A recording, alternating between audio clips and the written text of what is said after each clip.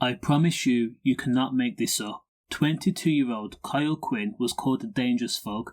Despite this, he avoided serving any prison time, instead being given a suspended sentence after a scrap outside a pub.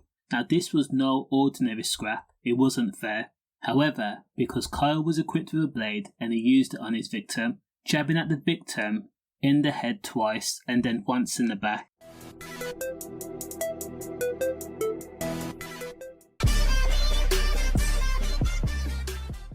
Reports say that Kyle and an unnamed man were arguing outside the Woodin Shades pub on Bishopsgate on October 22, 2022. After neither man would back down, Kyle acted beyond aggressively. He pulled out his blade and then lunged at his victim, stabbed him in the head twice, causing very serious injuries. Despite the victim, for all intents and purposes, being incapacitated and in a bad way, Kyle then continued his onslaught by the victim in the back.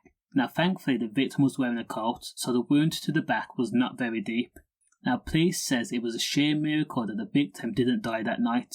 While the victim was on the ground, Kyle then made a run for it, but CCTV from the street and the pub had clearly shown the incident, and more importantly, Kyle's face, and the moment he fled the scene was captured. Kyle Quinn then left the country, so police waited for Kyle to return, in which he did in January of 2023. Kyle was then arrested, of course, and he was shown evidence that the police had recovered the blade and CCTV footage of the incident, including DNA samples which matched Kyle's. Now, after the judge gave Kyle a 2-year suspended sentence, the judge explained Kyle was lucky he was not led straight to jail. Kyle was also told that he would have to complete 240 hours of community service. Now, does the crime match the sentence? Let me know. Stay safe.